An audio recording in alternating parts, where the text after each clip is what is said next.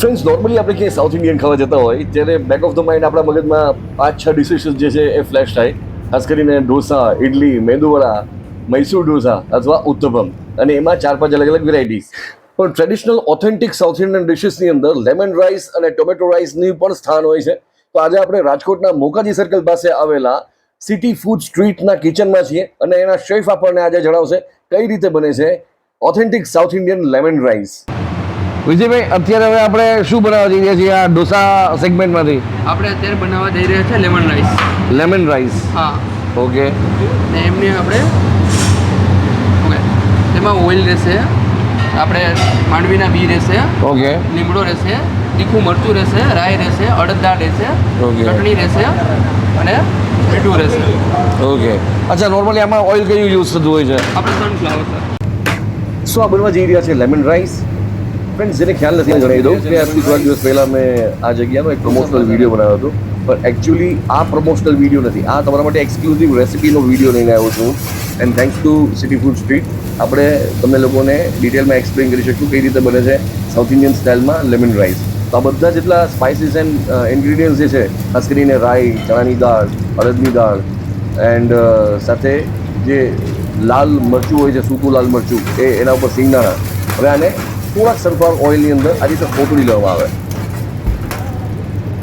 સિંગદાણા એડ કર્યા પછી પાછું ધીમી આંચે એને સોતળવામાં આવે અને પછી એડ કરવામાં આવે છે લીમડો. અને લીમડો એડ કર્યા પછી થોડી સેકન્ડ પછી જે ગ્રીન મરચાંના કટિંગ કરીને ગ્રીન મરચાં રાખેલા હોય એટલે તીખા મરચાં એ એડ કરવામાં આવે છે.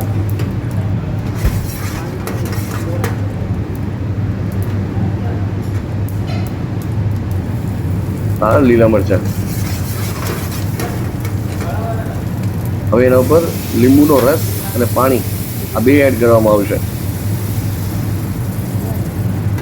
જ્યારે પ્રોફેશનલ શેફ કોઈ વસ્તુ બનાવતા હોય ત્યારે એ વસ્તુ જોઈ શકાય કે બહુ ન જેવી માત્રામાં તેલનો યુઝ થતો હોય. તમે જોયું શરૂઆતમાં સનફ્લાવર ઓઇલ, એના ઉપર પછી આ બધી વસ્તુ સોતળવામાં આવી. હવે હળદર અને મીઠું, હળદરનું પ્રમાણ તો ઓલવેઝ નહીવત હોય, પણ મીઠું સ્વાદ અનુસાર હોય છે. અને આ એક પ્લેટ રાઈસ બની રહ્યા છે એટલે તમે જેટલી ક્વોન્ટિટી જોઈ સામે એટલી જ ક્વોન્ટિટી એક પ્લેટ રાઈસ માટે બને છે. હવે એના ઉપર રાઈસ એડ કરવામાં આવે છે.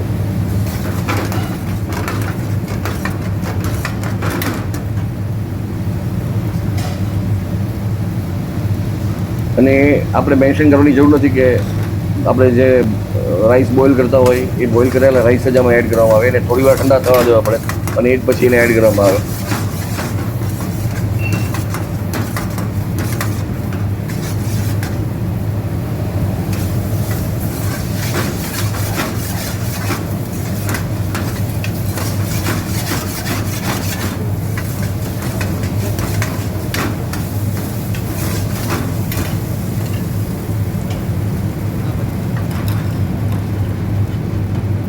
સો ફાઇનલી ફ્રેન્ડ્સ, આપણા લેમન રાઈસ બનીને તૈયાર છે. જે રીતે ડિશમાં હવે આપણે જોઈ શકીએ છીએ કે મસ્ત વરાળ છૂટી રહી છે અને લીમડા અને રાઈનો વઘાર જે છે એ પણ વધારે ટેમ્પટેશન ઊભું કરી રહ્યો છે. સાથે ક્રન્ચીનેસ માટે સિંગદાણા અને ચણાની દાળ પણ દેખાઈ રહી છે. હવે મનમાં સવાલ એ થાય કે આ લેમન રાઈસ ખાવા કોની સાથે? તો અહીંયા એ ચટણી અને પાપડની સાથે સર્વ કરવામાં આવે છે. ઘણા લોકો એને આપણે કંઈ બિરયાની એમને ખાતા હોય તો એમને વિધાઉટ એની એક્સ્ટ્રા એક્નિશમેન્ટ પણ ખાવાનું પસંદ કરતા હોય.